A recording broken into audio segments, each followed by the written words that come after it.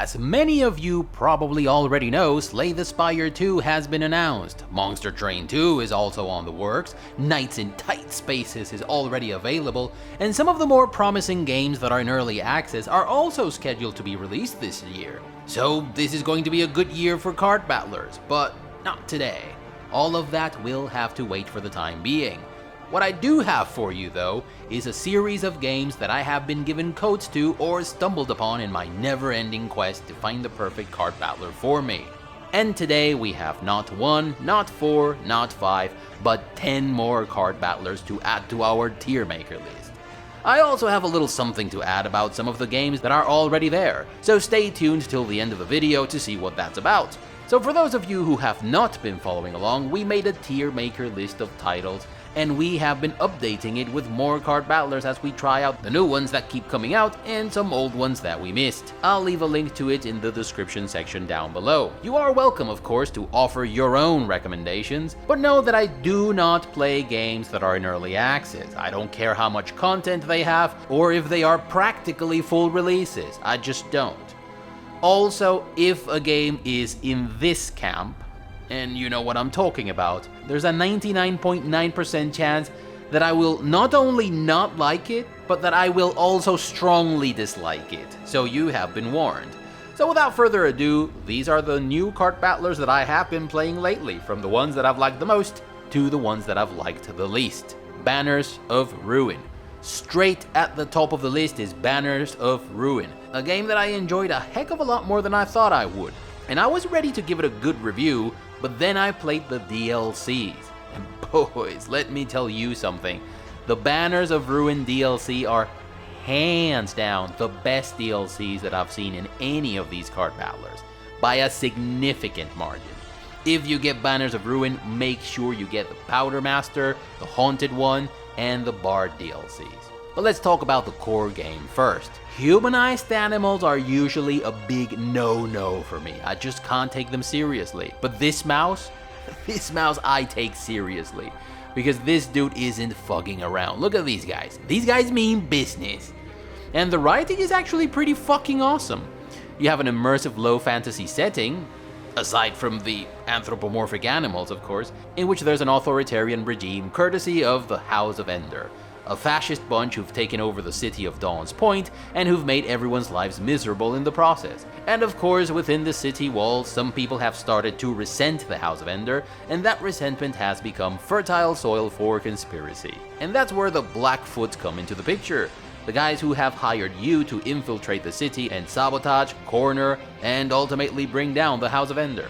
And as your party progresses through a series of scenarios, you'll be talking to shady informants here, meeting unreliable allies there, sneaking into taverns to recruit more people, follow good and bad leads, get discovered by counter spies and be forced into combat to survive, etc. And over the course of the runs, you'll cultivate good or bad will with the people of Dawn Point with your choices and make new allies or enemies.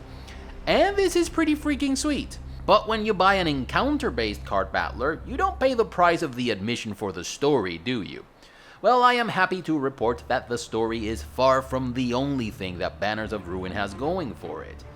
I'll admit that by now I'm a little bit tired of card battlers that emulate Slay the Spire's core mechanics. You know, good guys on the left, bad guys on the right, cards require energy to play, you use defense cards on the good guys and offensive cards on the bad guys, you have 3 different types of cards, which are attack cards, defense cards, and cards that add permanent conditions for the rest of the battle. You have permanent upgrades that work like relics, random events, etc, etc, etc.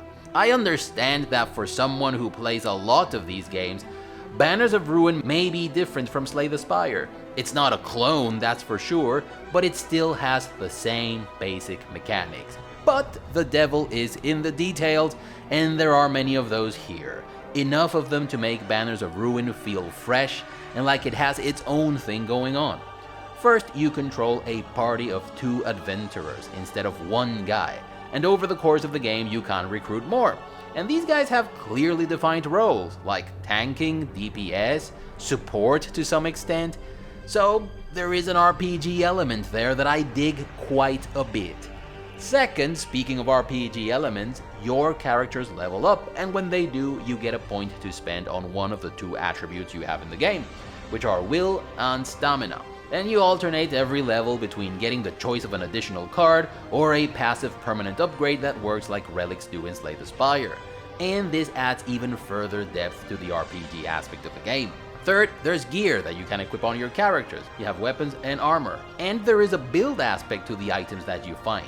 They have tactical value, which means that the weapons that you find over the course of the game may be super interesting or completely useless depending on what you're going for with your deck. If you have a passive perk on one of your characters that applies a condition on hit, then weapons that do less damage but affect all targets, or weapons that have several attacks, become a lot more interesting than weapons that flat out do more damage. And fourth, ally and enemy spaces have 2 ranks, and moving enemies and allies back and forth between these ranks is very much a thing. And that adds an interesting tactical value to the combat aspect of the game. Cards are also very interesting, and there are a lot of fun synergies that you can play around with. And these synergies include the weapons that you collect along the way and the permanent upgrades that your characters get when they level. I also think the comment section of the game over on Steam is worth addressing. I'll let you in on a little secret here. When I'm interested in a game on Steam, what I tend to do is immediately filter the comments to show only the negative ones, and then I try to assess whether they were made by people who are actually the target audience of the game, meaning that they know what the games of the genre are supposed to be about and therefore have more or less the same pain points as I do. And I think that some of the games on Steam are particularly unlucky because, for whatever reason, they seem to attract the wrong crowd. So their comment sections end up filled with comments from people who clearly came to the wrong neighborhood, meaning that their expectations were completely off. Graven is one of the first ones that comes to mind, with all the people who shat on it because they were expecting it to be a first-person shooter a la Heretic. In the Card Battler department, I also think the comment section of Beneath Aresa is pretty contaminated with reviews from people whose previous experience with Card Battlers came from playing games like Black Book and Griftlands, both of which are excellent by the way, but they aren't at all comparable to Beneath Aresa. But I think Banners of Ruin absolutely takes the cake here when it comes to people who came to the wrong neighborhood. I don't think I've ever said, "What the fuck?" as much as I did while I was reading some of the negative comments here. At some point, I even scrolled back up to see if I was still at the Banners of Ruin's comment page, because I feel like some of those users and I had played completely different games. Like this guy. I guess this is a case of what they call hot garbage, exorbitant loading times, and I didn't get a game up and running. Well, I never experienced a single long loading time ever, and also the game never ever failed to start for me. Honestly, I really like this game, but there's a steep learning curve, and unlike Slay the Spire, once you beat it, you just beat it and restart your campaign. Steep learning curve? This person is either lying about having played Slay the Spire, or he's just too dumb to wrap his head around the few mechanics in the game that aren't directly taken from Slay the Spire. What is hard to learn here exactly? Some cards can only be played by their character, and there's a big fat icon here to tell you which character a card belongs to. Ranks? Is that what's hard to understand? If a guy is going to attack a character in position X and you move it out of there, he no longer gets attacked. What's hard to understand about that? What about leveling up? Is that something you've never seen in any game? Socketing gems on cards? Is that hard to understand? Listen, I'm a slow learner to boot. And the only thing that took me a while to understand was the fact that weapons that aren't equipped and that you store here, maybe because you want to save them for later, or try them out at some point, still get shuffled into your deck and drawn during battle, but you can't use them because they aren't equipped. But that's it. Also about, once you beat the game, you just beat it and restart your campaign? Well, once you beat the game, you actually get a detailed report that tells you how the run went. And as it happens in Slay the Spire, once you beat the third boss, you earn the right to beat the final boss. And you get a new storyline with various events, and even story-specific combat objectives, which is where this game truly shines, by the way. So I have no idea what the user means by once you beat it, you just beat it and restart your campaign, not even being able to see how far you went. There is, however, one criticism that I do have about beating the game, and it's that in Banners of Ruin there is no run history, there are no records. And for me, in games like this is a cardinal sin. I'm missing a couple of screens like the ones I had in Monster Train with my run history and my personal records. But then we have this user. Upsettingly little content in such a pretty game. I don't know which game he's comparing Banners of Ruin to or what he means by content, but story bits, enemy variety, and random events even are way above average both in number and in quality compared to the rest of the titles of the genre. There's a movement troop placement system, but it's virtually impossible to take advantage of this mechanic. This is true of a lot of mechanics in the game. And nope, it's not true. It's actually just not true. At any given time, so long as you are not in combat, you can't click this icon here and position your guys however the hell you want. And that's exactly where they are going to be during your next encounter, as you can see here. I placed my mouse on the front rank and Iris behind him, and everyone on the enemy side is targeting him. If I hadn't done that, they would be targeting anyone in the front rank. Also, there are various cards that you can use to move characters between ranks. The game isn't about that though, but it's a tactical aspect that you can use to build your deck. A ton of cards are not very good and only bloat the deck. Well, no shit, Batman. That's how most card battlers work. You are supposed to remove cards like your initial strikes and blocks and change them for something better. As for non-starter cards, as it happens in every good card battler, they are good or bad depending on the type of deck that you're going for. I do not have any of the DLC guys, but I suspect a lot of good synergy stuff is locked behind that paywall. He's talking out of his ass. The DLCs are full featured characters with cool synergies and completely new game mechanics that change the game's dynamics completely. They truly feel like playing something different. Tooltips leave so much information out they lie to you by omission. That's just not true, and I am very nitpicky about this. But in this game, 95% of the tooltips tell you exactly what the cards and effects do. He also says, playing Banners of Ruin just makes me crave a better deck building system with synergies that work instead of a handful of random events, frustrating mechanics, etc, etc. That would imply that synergies and random events are a zero-sum game type of deal, when these two things aren't even related. But you do have cool synergies in this game, and as for random events, that's a pretty standard mechanic for the genre, and it really doesn't condition your experience any more or less than in other card battlers in which you can see them coming on a map, because you almost always get a choice of 3 events, and I could go on forever. But the point I seek to make is that according to Steam users, this is a mostly positive game when it's actually one of the better card battlers out there. Also, the DLCs crank everything up to 11, I tell you. On a regular run, your party of wolves, mice, bears, rabbits, and whatnot get a series of regular cards and a few animal-specific cards. But when you play any of the DLC characters, that goes out the window and you get a deck that is 100% made of the character's unique cards, until you recruit new personnel. And I think this is fantastic, because it makes the game feel like something completely new and different. There is meta progression in Banners of Ruin, because it is a roguelite, but it doesn't feel too powerful or cheap, which means that your progress in the game feels deserved. Also, the art is pretty freaking neat. This game has a very solid, very cohesive artistic vision that goes a long way in the world building and immersion aspects of the game. And this also goes for the music. The music in this title is fantastic. It's understated, but theme consistent and vibe consistent. The animations are a little bit stale though, more so than in Slay the Spire, which means that they are non-existent really. But I suspect that that's not something you care too much about if you are into this genre.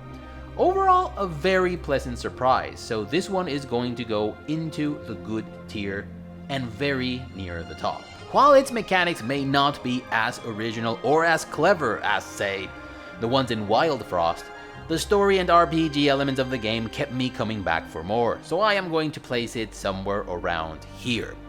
We're going to go back to this list at the end of the video, but this is where Banners of Ruin is going to go for the time being.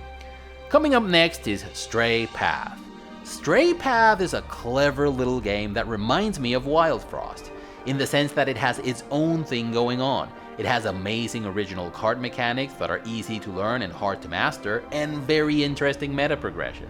The meta progression is a little bit too OP, but the game is intricate and challenging enough for it to feel like your progress in the game is the product of you getting better at it. There is, however, a little something that irritates me, and it's the fact that it is very easy for you to make critical mistakes that may end up with you getting one-shotted to hell and gone. I mean, the further up you go in Slay the Spire or Beneath Oresa's Ascension levels, the harder it is for you to recover from a bad mistake. But Stray Path is completely brutal in this respect, and more than once I was left wondering what the hell had happened. So you need to pay a lot of attention to what your enemies do, to what your own items do, and you need to be very extremely careful about all your moves. But I keep coming back to this one, and every time I do, I have a blast. And I feel like my tactical capabilities are being challenged to the fullest, and I call that a victory. Also, the game has great value for the price, so this one is also going to go in the good tier, but it's going to go somewhere near the bottom. Still highly recommended if you are a fan of the genre. Coming up next is... You shall not pass! Or Non-Shall Intrude, which is more or less the same. Non-Shall Intrude is one maelstrom of badassery. Period. End of discussion. In this game, rather than being a hero who is out to save the world and kill the big bad dragon who serves as the final boss of the adventure, you are the big bad dragon who serves as the final boss of the game. And your job is to stop the heroes. And if you are still asking, wait, just how badass is this game, Alex? Well, let me spoil you these tiny little cutscenes that happen before some of the raids.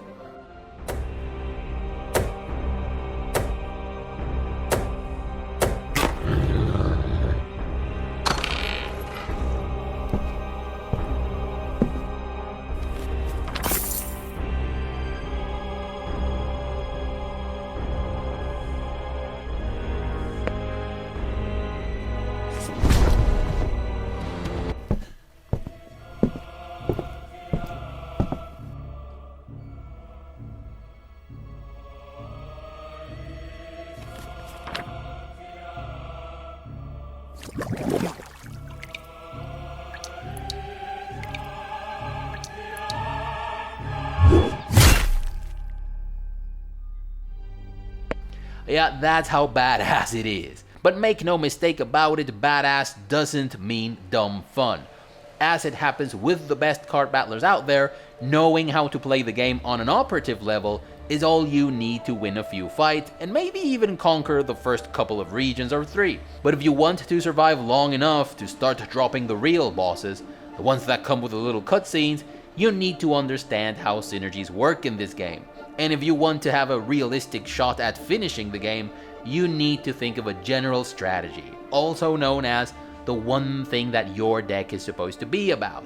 And this happens to be very interesting. Synergies in Non-Shall Intrude aren't as intricate or interesting as the ones in, say, Beneath Oresa or Wild Frost. But the position your enemies occupy in the battlefield, as well as their formation, has a huge impact on how you are going to play your cards. This game revolves heavily around combining skills and piling them up on tiles, and combos feel super satisfying to pull off. You can, for example, pile up boulders to have them generate armor at the end of the turn, but you can also cast a fireball on your boulder piles to generate a devastating AoE attack. You can cast a series of wind spells to generate a tornado that you can use to push enemies back, but you can also cast a fireball into it to have it rain fire on your enemies.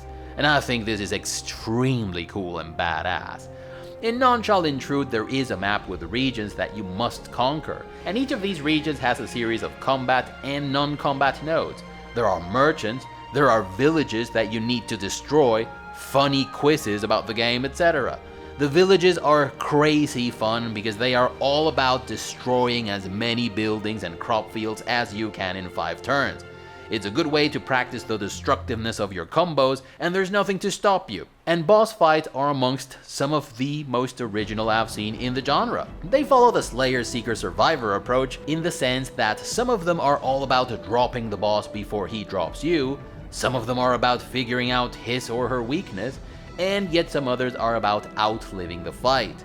Non-Shall Intrude is a roguelite, and there is meta progression of course.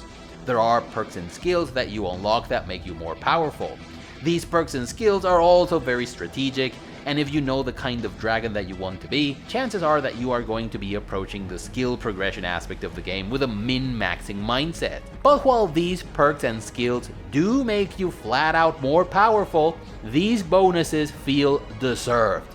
You need to get good at the game to earn them. I don't like games like Across the Obelisk or Rogue Waters because they reward the player for playing the game rather than for getting good at it. And every time you play, even if you play badly, you still get a little bit closer to that perk that's ultimately going to get you through a combat encounter that you couldn't beat before. But that's not how it is in Non-Shall Intrude. If you don't go very far in the game, then you get jack shit. And that's how I think meta progression should work in these games. Non-Shall Intrude has a bit of a learning curve, and I think the map is a little too big for the number of enemies that you have. I think the map should have been a tad smaller, or they should have added more types of enemies. I found myself repeating the same tactics a little too often from time to time, but I still think this one deserves to be in the good tier, and I am going to place it somewhere around here. Coming up is Chrono Ark. Guys, you do know, I hope, that there is a 99.9% chance that I am not going to like these games with weeb/anime or weeb/anime adjacent concepts that you recommend. You know this, yes? So please do not recommend any more of these games. I hate them. Now that being said, 99.9% isn't 100, is it? And Chrono Ark, surprisingly, just so happens to be in that 0.1% of games in the ballpark that don't suck. However, you do need to look past the story aspect of the game because that is definitely shit. The story is information dumpy, it's unnecessarily bloated, and it treats players like idiots by hyper-emphasizing or over-explaining the shit that they need to get across. The characters' personality traits are exaggerated because the writers needed to make sure that you get what the characters are supposed to be about. And that gets to a point where they are irritating and even nonsensical. I also strongly dislike the art design in this game and the fact that it is an endless parade of the worst tropes that you can expect from games that look like this. Which include, but are not limited to, girls that look like they are 12-year-olds but have massive double D cups, walk about half naked and wear garter belts because fuck you, that's why. The weird hairstyles and colors, the extremely thin characters that are supposed to be a force to be reckoned with in combat, the unlockable skins that go from animal pajamas to bikinis, the fact that the fate of the world depends on kids and teenagers, and I could go on forever. The most hilarious one for me is the sanctimonious preachy priest character that looks like she's 12 years old and dresses like she's cosplaying as a slutty nun for Halloween. But I said that Chrono Ark is actually good, didn't I? So let's see why. In Chrono Ark you play as Lucy, because of course you do. Lucy does not do battle herself though, but she walks about with an entourage of companions who do all the fighting for her. And this is the first thing I like about the game. It's a party-based card battler in which every character has a unique set of skills. And these skills are also geared towards the role that they are supposed to play in the party. One thing that I like very much is that two characters who are meant to take care of tanking duties, for example, can have very extremely different skills and can go on about their roles as tank in a very different way. Chrono Ark is a run-based game, and at the beginning of every run you recruit 2 party members out of a roster of many different characters, and you unlock these characters by defeating bosses and completing the game. But you can have a maximum of 4 characters in your party. At the beginning of the game you recruit 2 out of all the characters available, but over the course of the run you'll be able to recruit 2 more to fill the remaining spots. And you can do this at the resting areas that you get to after you've beaten a boss. But you can only choose your new companions out of a limited selection of characters. And I think this is clever, and it plays into the roguelite model very nicely, because you can recruit the 2 characters that you're most comfortable with at the beginning of the run, but you are still forced to step out of your comfort zone and try out new characters.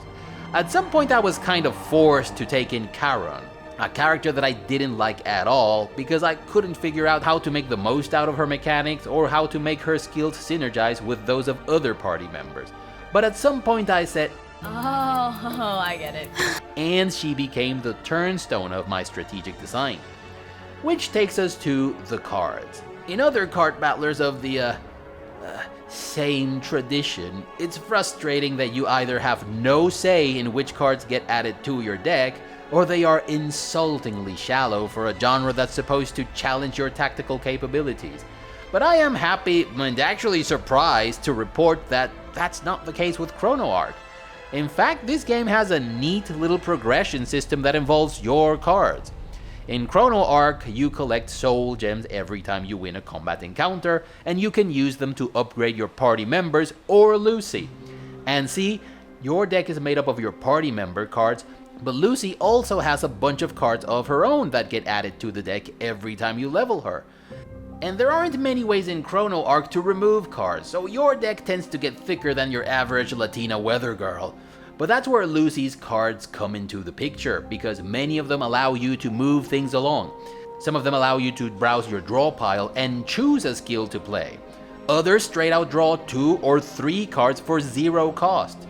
So you really have to think about keeping things balanced when you level up your party, because you want to have the best skills for your party members, but you also don't want to sit around for turns waiting to draw that one card that completes the combo that you're going for. Also, while the build component of the game isn't as strong or as varied as it is in the top-in-class games of the genre, you do have a build component, and it does have a tactical and a strategic dimension. It has a lot of moving parts. There's gear that you can equip on your party members and even upgrade. There are relics that work like relics do in Slay the Spire, and each character has a thing that he or she is about. And as it happens with the best games of the genre, mastering the game's basic mechanics will get you to win a few combat encounters and maybe even kill a boss or 2. But if you want to finish runs consistently, you need to understand how the tactical dimension of the game works. And if you want to beat the game, or if you want to play it in expert difficulty level, you need to plan your deck around a strategy. And this makes of Chrono Ark a card battler that's worth its salt. The game's maps are also very interesting because you have the freedom to roam around quite a bit, though some areas are gated behind combat encounters. But in addition to combat encounters, you also have many points of interest and random events. And if I'm honest with you, I think that Chrono Ark does the random event aspect of the card battler experience better than, well, almost any other game in the genre. And here's why. First, you usually choose between 2 different random events. Second, they almost always involve trade-offs, so you have to think about which one is more beneficial to your build and whether or not the trade-off is worth it. And third, you don't have to engage with the event right away. You can come back later after you've explored other areas of the map, and sometimes that decision may look something like this. Man, I could really use this tiny boost for the upcoming fight, but if I wait for a bit, maybe I'll find an item that I can commit to this random event and get an even better boon. And I think this is awesome. There are mausoleums in every level, and you need a key to access the loot that's inside its crypt, and there are stores where you can purchase them. But there are also random events that can give you keys, and there are other random events in which you can transform keys into better items. So what will you do? You also have a lot of interesting secondary mechanics. There are gifts that, if given to the right character, can serve to improve your relationship with them and therefore the efficiency of their skills. There's a reforging function that allows you to repurpose equipment. There are consumables that can be used during a combat encounter to bail you out of a tight spot, but some of them you can hold on to and use them as camp items for a much more beneficial effect. You also have alternating level bosses, and when you complete a run successfully, you unlock new ones that are usually a lot more difficult to beat. And there is also meta progression in this game, but I am happy to report that its benefits never outpace the increase in difficulty that you get in successive runs. So all in all, Chrono Ark is actually a very solid card battler, despite the insufferable story and the ridiculous tropes. So I am going to put it on the good tier. Not very high, of course, but yeah, for the price I think it's a pretty decent game. Coming up next is HeistGeist. My short version of a review for HeistGeist would be something like Discount Griftlands. And that would be it. And I think it would be a pretty accurate review. HeistGeist is a story-driven card battler in which you play Alexandra, who is like a shadow runner of sorts. Someone who takes odd jobs that involve infiltration, heists, sabotage, and other stuff along those lines. She usually does them for a fixer of sorts who has access to a broad network of very shady yet very powerful clients who need to take care of very shady shit every once in a while.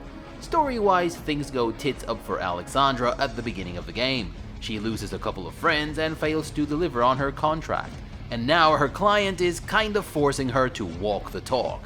The gameplay cycle is very similar to the one in Griftlands. You have headquarters and you go out on missions to advance the story, and these missions entail combat encounters and sabotage events. There are secondary objectives that you can't complete for a few bucks, with which you can buy permanent upgrades or new cards for your combat and your hacking decks. And this premise holds its own weight decently for the duration of one playthrough.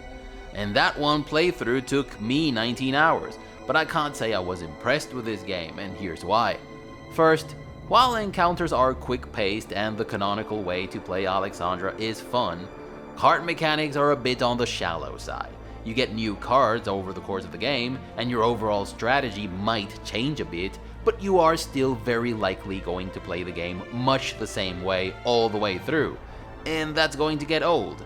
Also, the game is a little bit too easy, and you don't unlock new difficulty levels when you beat the game, or new game modes, or characters.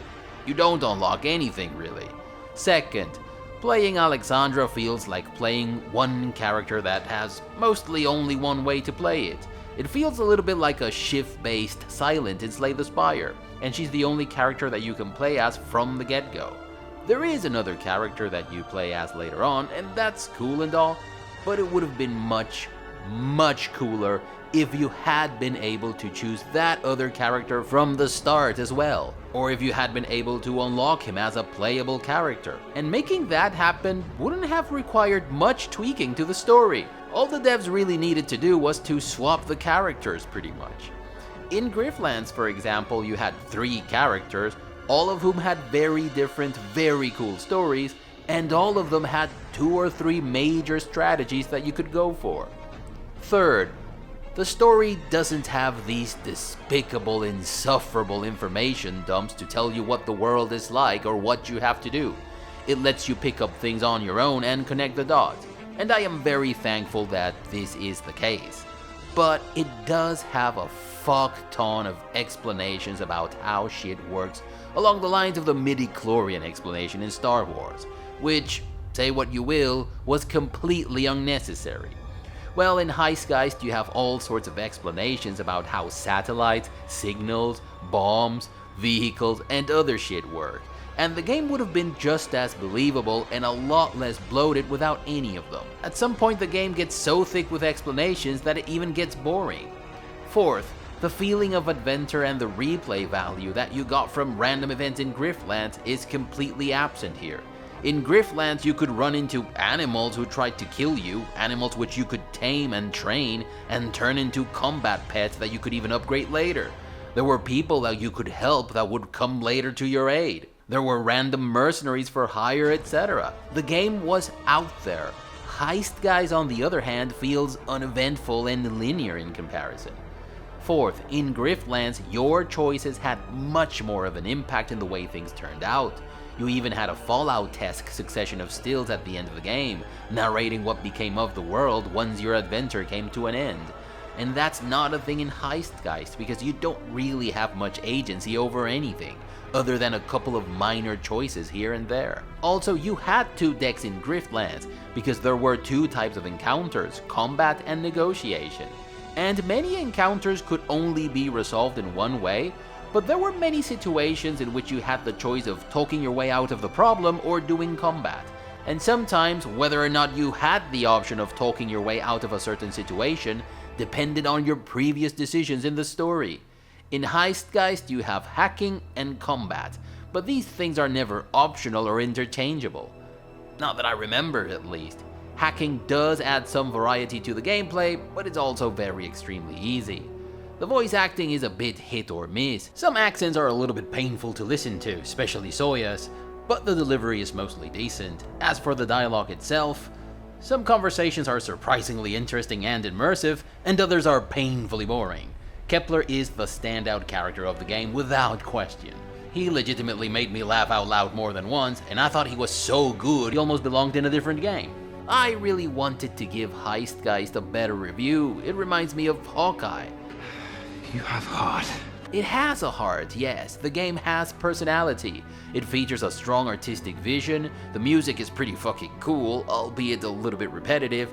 Characters are unique and likable. The story is easy to follow, and it's easy to become invested in the whole deal. Also, I can very much appreciate a female protagonist who is strong and capable without being an insufferable girl boss.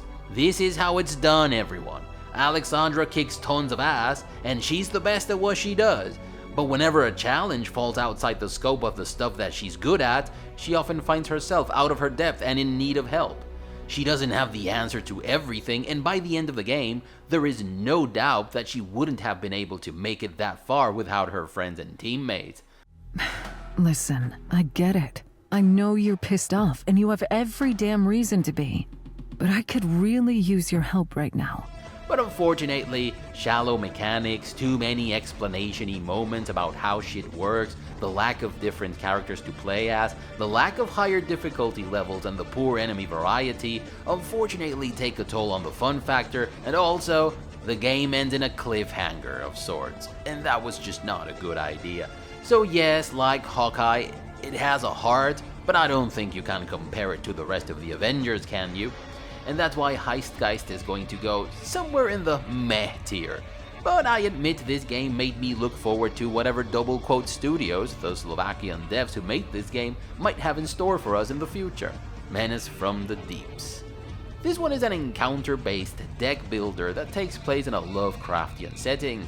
Those in the know are pleased with the way in which locations, characters, and plotlines were handled in this game, even if some of the Elder Gods were just lightly thrown around for the wow factor. But it seems like for the most part, the game does a fine job of sticking to WoL, World of Lovecraft. The main problem that I see with Menace from the Deeps is that you have a novel-like linear narrative with various characters and locations, but you don't actually play the story. You start a journey with a character who is not a part of the story. And when you get X amount of experience, or when you reach X, Y, and Z levels, you unlock a new part of the story, and this makes the story feel detached from the actual gameplay. In games like Black Book, Griftlands, and HeistGeist, you play the story. Your character has an objective and obstacles that he or she needs to tackle, and the game's card mechanics are there for you to solve puzzles, fight, negotiate, or hack your way through the game's multiple challenges. But that's not how it is in Menace from the Deeps. This is an encounter-based game, so it's more like Slay the Spire and less like any of the ones I just mentioned. And that wouldn't even be too bad if the games had followed the Hades/Darkest Dungeon 2/Tainted Grail Conquest model of roguelite storytelling. You know, to have players unlock story snippets through the game's various events so that they could piece together the whole thing. But in Menace from the Deeps, every time you win a run, or every time you get a little further, a new chunk of the story gets revealed. But the chunk of the story that gets revealed has nothing to do with the last boss you killed, nor with anything else you did over the course of the run for that matter. And I think this is super shitty. As for the game's mechanics, I find many of the game's concepts and ideas to be refreshing, interesting, and even exciting. One thing that I like is that you have 3 characters to choose from, and each character has a series of decks that work like archetypes do in an RPG. You unlock these decks by enhancing the library at the Innsmouth Museum, which is where the story part of the game takes place for the most part. And every deck has a strategy that you are supposed to focus on. The Professor, for example, has the Rat King, the Alchemist, Madness, the Psycho, Elemental Fury, and Corrupted Crows. The Rat King deck is a summoner build that follows the philosophy of strength in numbers. The Corrupted Crows deck, on the other hand, is also a summoner build, but it focuses more on building your crows to be a force to be reckoned with for the later part of the game. The Alchemist deck, though, is completely different, and it works much like a poison build for the Silent in Slay the Spire. Then you have what is probably my favorite concept of the game. You navigate a level by drawing cards from 3 different stacks of cards and placing them on the empty slots on a board until you reach the final boss of the level. You can see the top card of each stack and the one that comes immediately after. These cards can be combat encounters, random events, merchant cards, or facilities that offer various perks, typically for a price. Each card costs fuel to play, and you have a fuel meter on your right. If your fuel meter reaches 0, the game is over for you, even if you have won every encounter up until that point. But you have fuel station cards which replenish 10 units of fuel for a price, but also offer additional perks. So there is a resource management component to the game that adds an interesting survival element that I happen to enjoy quite a lot. And then you have the fact that it's your cards that level in this game rather than your character. Each card has a meter indicating the number of times you have to use it before it levels up. Cards have several tiers of upgrades, and some even branch out into distinct tactical variants. And I think this is very, very cool, because it makes you focus on your long-term plan and favor those cards that you know you want to keep. You have equipment, consumables, and relics in Menace from the Deep. You collect equipment and consumables over the course of the game by winning combat encounters and as a reward for making the right decisions at the game's various random events. But relics are hard to come by. You get them by winning boss encounters, visiting the museum, or by purchasing them at the merchant.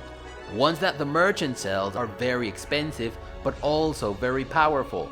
But see, you can also do other things at the merchant. You can remove cards, for example, just like in Slay the Spire, but this service does not cost money, but sanity. And when your sanity meter reaches 0, you also lose the game. But removing cards early on in the game has a different significance in Menace from the Deep, because remember that your cards level up when you use them. So the more frequently you draw them, the faster you are going to upgrade them, and this is something worth considering when you're navigating a level and when you have a merchant card to play. Do you play it ASAP? Or do you save it for later when you have more money to buy more stuff? You also have meta progression in Menace from the Deeps, and it takes various forms. You collect items that you equip on the various characters of the story, and you build and enhance the museum's various facilities.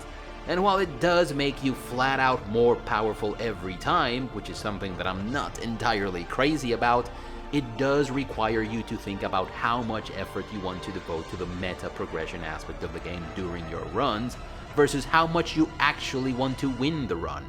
Because collecting building materials to improve the museum's various facilities costs money, and you could use that money to improve your deck instead. Also, choosing which facility to improve whenever you have enough building materials is an interesting decision. There are, however, a few things that keep me from heartily recommending this title to you. First, like we said, the story and the gameplay have nothing to do with each other, and this is pretty bad all by itself. But second, the story isn't even good to begin with. For the most part, the plot is not the consequence of characters setting out to do what they need to do and other characters getting in the way. It's basically moved forward through a series of plot convenience events that characters need to react to, and this is just not good. And third, the cards themselves are not great. The strategic dimension of the game is very simple, and you don't have fun, intricate, and powerful synergies to play around with as you do in the better games on this list. Wild Frost, Beneath Oresa, and Vault of the Void are examples in which your success in the long run and in the higher difficulty levels depends on your understanding of the game's card mechanics on a deeper level. In Menace from the Deep, set level just doesn't exist. So this one is going to go into the meh tier, but its fresh original mechanics make me like it more than some other games on this list that have better production values and more intricate card mechanics. Hellcard. Coming up next is Hellcard. And this is an interesting little title that focuses on the hold the line type of experience, and I think it's refreshing. You have 3 characters that you can choose from initially, but you can unlock other characters as a form of meta progression. In the campaign mode, you choose one of 2 floors every level until you reach level 12. And every level has a combat encounter and a post-combat area with selectable services or perks that you can buy with gems. You also have other characters who join in as companions, and it's all about fighting hordes upon hordes of enemies. The game is super fun and super addictive, I'm not going to lie. Time flies when you play this one, and it has this, oh, just one more run, I know I can't do better this time factor, which is always a good sign. But there are a couple of things that I find a little frustrating about Hellcard, and I can see a lot of people coinciding with some of these takes. First, the game isn't particularly good at telegraphing what is going to happen at the end of every turn. See, one reason why Slay the Spire and Monster Train are often regarded as the top 2 games of the genre is because the times in which you say "what the fuck" in these games are reduced to almost zero. Monster Train and Shiny Shoe in general is really good at informing you what the outcome of the opponent's turns is going to be. I think Hellcard is lacking in this respect, and that's a flaw that you don't want to have in a game in which you face dozens upon dozens of enemies. It forces you to pay a lot of individualized attention to all the enemies on the battlefield, and that can make it a little bit tedious in later levels. Second, there is no overarching build aspect to your cards in this game. Yeah, there are a few card synergies, but you can't really say, my deck is going to be about this one thing, and every card is going to add something to this one thing. And that's what ultimately sinks Hellcard into the meh territory, which is where I am going to put it. I also have to add that the art absolutely didn't do it for me. Sorry, these graphics aren't for me. Coming up next is Clutchtime Basketball. I'm not going to candy coat it, friends. This may very well be the worst card battler that I have ever played, and it probably deserves a place in the ugly tier. I did say, however, that I was going to sort the games on this list from best to worst, but if you look at your YouTube player, you'll see that there are still a couple of games left to talk about. So if this is the worst card battler that I have played, why is it not at the bottom of the list? Well, when Bigosar reached out to me via email and told me that they had a game that they wanted me to check out, and said that it was a basketball card battler, I thought, shut up and take my money! See, NBA 2K16 is unironically one of my favorite games of the last decade. Why? Well, it was basically a type of game that I didn't know I needed in my life until I played it. The career mode was a communion between traditional sports game and RPG. The game had a full-fleshed story. Much like you do in an RPG, you could choose what your character would do in his free time, and that choice had an impact on your character's progression. And there were a few things over which you had agency with dialogue options and whatnot. And the character creation and progression system was actually pretty impressive. You could hone your character to your preferred playstyle and position on the court, and when you leveled up you could make him stronger at the things that he was already good at, or work on his weaknesses. To me, this was the last good sports game. Sports games as a whole said goodbye with this title, in my opinion. Bottom line here is that I hadn't thought of the possibility of a basketball RPG, but when I got to play one for the first time, the concept made complete and total sense to me, and that's what blew my mind about Clutchtime Basketball. A basketball card battler? Why hadn't anyone thought about that before? It all makes perfect sense. Unfortunately, I can't think of a more atrocious implementation of this concept. I wouldn't even know where to start to break it apart, but break it apart I will. The game's core mechanics aren't all that different from your average card battler. Cards cost energy to play, and your energy points get restored when it's your turn. And you have your average array of offensive cards, defensive cards, cards that give you energy points, and cards that draw other cards. The problem is that card mechanics have nothing to do with actual basketball dynamics, and this makes the game feel random. I think basketball is the perfect game on which to base a card game, It's a 5 versus 5 game that takes place in a small court, and your team has 24 seconds before it takes a shot. And this last thing in particular makes possessions matter a lot in basketball. And I at least see very clearly how possessions in basketball would translate into turns in a card battler. In basketball, possessions end in a finite array of outcomes. You either score, or you fail to score and take the offensive rebound, thus generating a new possession, or the other team takes the rebound, which therefore starts their possession, or you incur in a turnover, which starts the other team's possession. That's it. And I can easily see a card battler emulating these dynamics to start and end turns. But that's not how it is in Clutchtime Basketball. Possessions aren't really a thing in this game. You can score 13 points in your turn, only to have the opponent score 17 points in his.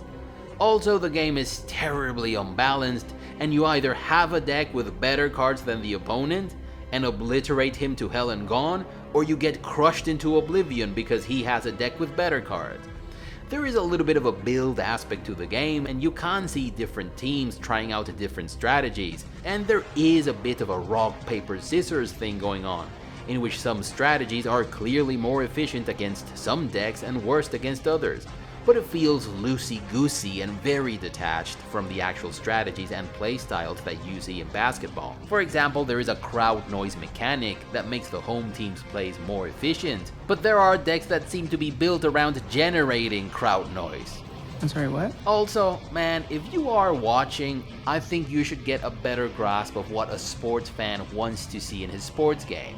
You want the teams to be the turnstone of your sports game.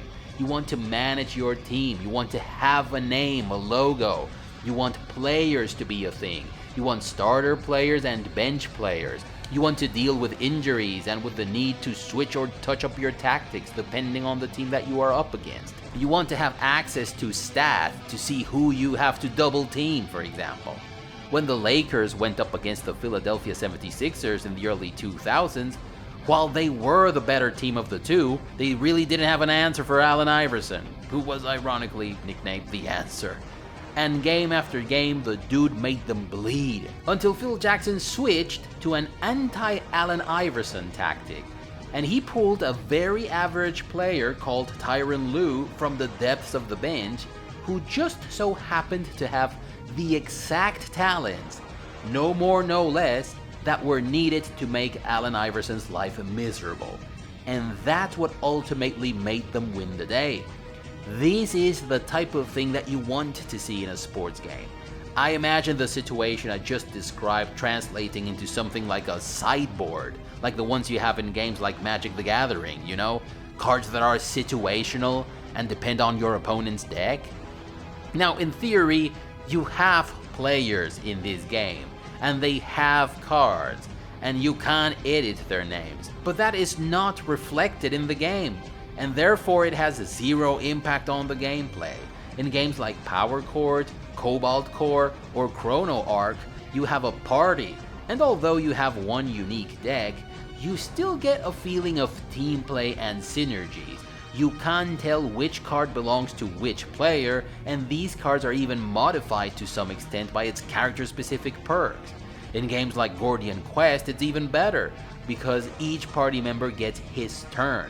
And I get it, those are not basketball games, but it would have been cool to be able to select your point guard, choose his play, and switch over to your power forward and choose his play, and so on and so forth. And these player editing features are so much an afterthought that you don't even see the names you've given your players during the game. And players as an entity aren't even present gameplay-wise, so why bother adding these features? Also, the concept of team barely works as such. Teams in this game don't have colors, logos, or little uniform icons, and even the names feel like random names pulled out of Google Maps. You have a league mode, which allows you to choose a league, and you can edit the name of every team, but this feels cheap and lazy. If you choose South America, for example, you get random cities.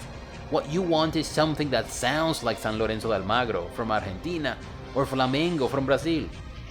And you don't even need to have real names. I understand that would be tremendously difficult to license for a low-budget indie game. Also, I know this is a budget title, a one-man project even, but graphics in this game are amongst the worst I've ever seen.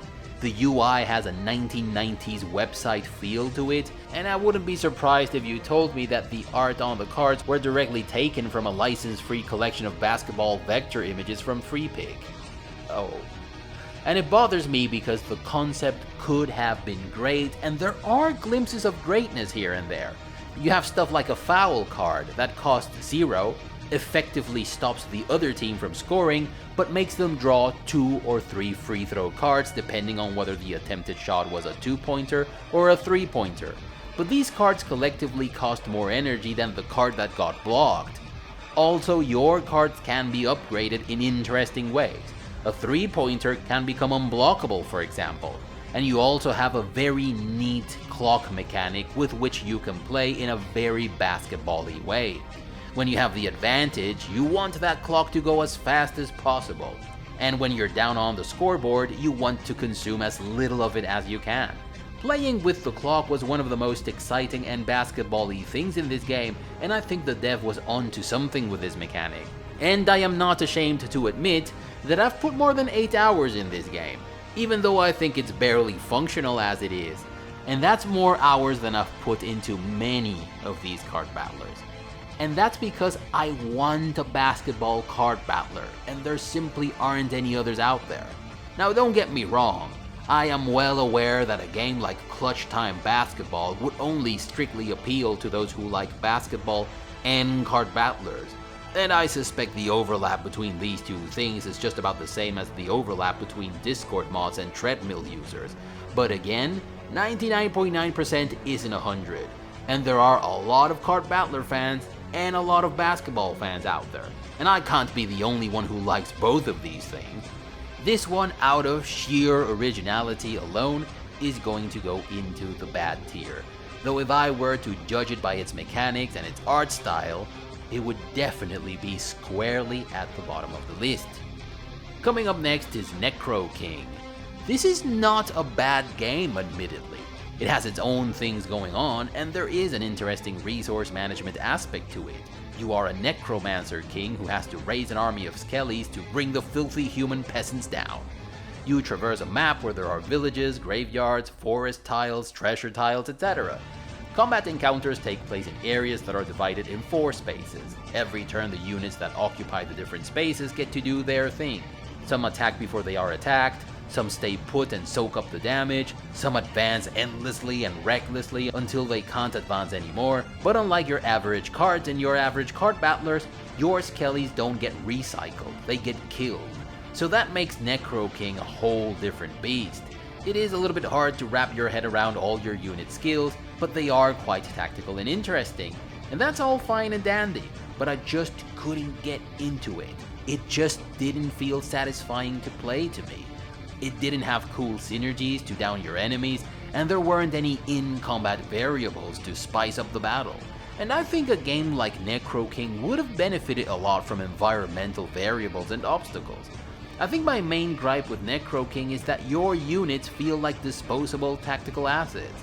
And I have a pet peeve with party-based games, be them RPGs, card battlers, or tactical games. I want my cards and characters to matter. And this is not how Necroking works, so it put me off really quickly. The gameplay wasn't appealing, the art wasn't appealing, and there wasn't a story aspect to it. I mean, some of the best card battlers don't have good stories either, but the ones that don't have killer gameplay to compensate. So unfortunately, this one is going to go somewhere in the bad tier. And last we have Blue Hunter. This one came out just a few weeks ago and the developer asked me to check it out, so I did. It's a one-man project and its heart is in the right place, but there are just too many card battlers out there and this one just doesn't stand out in any particular way. It has too much of an amateur feeling to it. You have inconsistent user experience, like the fact that sometimes you have to click on an X button to close screens that you didn't bring up, even after you've clicked on a confirm button and there's nothing left for you to do on the screen. and it isn't even consistent all the way through. The aforementioned X button isn't always in the same place, and sometimes you get a close button instead of an X to perform the exact same function. Also, the game is just too unbalanced in the player's favor, and it's easy for you to detect overpowered builds with which you can overrun the game and beat it, even in your first playthrough. Mechanics themselves have your typical Slay the Spire foundations, which means that you have offensive cards and defensive cards that cost X points of energy that you can cast on your enemies or on yourself. One thing that I find frustrating is that your cards are supposed to be the monsters that you defeat along the way, but they don't show on the screen, so they are effectively simply actions that you apply. Also, I didn't come across any exciting synergies or intricate tactics that made me feel good about crushing my enemies. I just went for a strategy that allowed me to outlive them, and that was that. And it's not like you have much else to base your deck on. There are just a few core concepts on which you can build your deck, and that gets old really fast. The art is not too shabby though, and the game goes for $7.99 in my region, which I suppose is an okay price. But bear in mind that for that price, you can get the top title that I mentioned on this video, including all of its expansions right now. So this one unfortunately is going to go into the bad tier. I still had more fun with it than I did with Hadean or Nadir, but that's not saying much. So let's look at our tier list and talk about the titles we have and about the ones that we are excited about.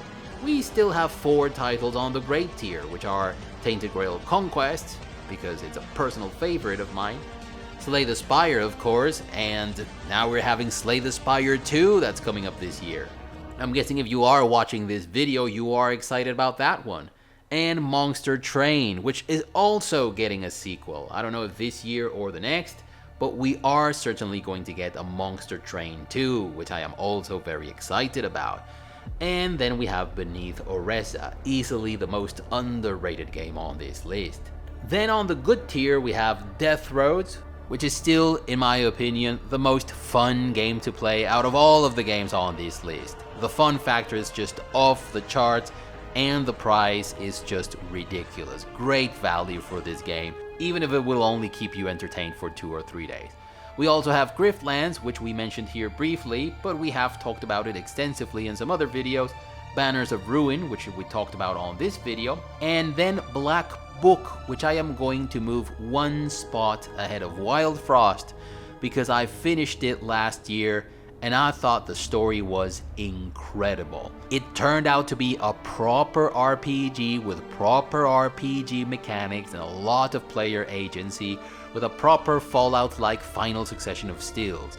Plus there's a DLC out there with a Slay the Spire-like mode that has its own mechanics that are pretty cool to play if you already have the core game. Then we have Wild Frost, of course. Then we have Rogue Book, which mechanics-wise is one of the best games on this list. We have Gordian Quest, which we are going to demote 1 spot.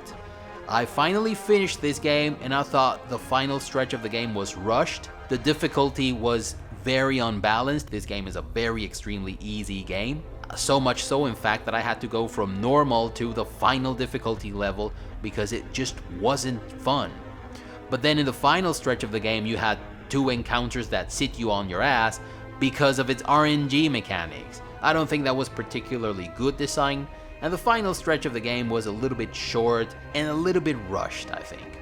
So this one is going to go down 1 spot. It's still a good game, and if you are an RPG guy or gal, this is probably the game that will appeal to you the most out of the ones on this list. We have Fight in Tight Spaces, which I am also going to demote 1 spot because I finally finished the game and I finished the DLC and I came to the realization that this game's idea of greater difficulty means to add more variables, and in my book that is not very fun. It's still one of the good games, it absolutely is, and now we're going to have Knights in Tight Spaces, which looks like a more interesting version, especially for those who are into medieval fantasy. So make no mistake about it, we are going to be checking that game out here on Old Entertainment. And then we have Cobalt Core, we have Stray Path, which we just added to the list with this video, None Shall Intrude, and Chrono Ark. The last 2 we just added with this video. And that closes the good tier, which is catching up to the meh tier, and that's a good thing. That means this list is getting better. So coming up next is the meh tier. We have Power Chord, Marvel Midnight Suns, Deep Sky Derelict, Deepest Chamber, which unfortunately I retired. I still think it's a fun game. I think it has very cool synergies. It has a dungeon crawl feel to it, with proper RPG-ish party members. But after finishing the game a couple of times, I just thought there was nothing more that the game was going to give, so I retired it. Then we have HeistGeist and Menace from the Deeps, which we talked about today. The ever overrated Balatro, which has great mechanics. This one is one that I continue to play, so maybe that's a sign that it's better than some of the other games on this tier, but I still think it's a little bit overrated. Hellcard, which we also talked about in this video. Altar of the Acolyte, you have the Corpseman, Knock on the Coffin Lid, Pegling, Deliverance and Rain, and Divinity Chronicles Journey to the West. So not much change on this tier. Then on to the bad tier. We have Across the Obelisk, Clutchtime Basketball, Necroking, and Blue Hunter, all of which we talked about today. We have Dragon Eclipse, Nadir, Rogue Femme, Ash of Gods, The Way, which remember, it's rather a card battler adjacent game, more than a card battler, and Hadean closes the list. And the ugly tier, which has Library of Ruina and Voice of Cards. So that's it for me. If you liked the video, give it a thumbs up. If you didn't, thank you for watching all the way up until now. If you like what you are seeing on this channel, please consider subscribing and clicking that notification bell to avoid the usual YouTube shenanigans. Come check us out on Discord if you don't mind all the boomer talk that goes on there. I personally love it and wouldn't change it for anything. And share the video if you thought it was cool. Bye everyone. You're excused. You can go back to playing video games.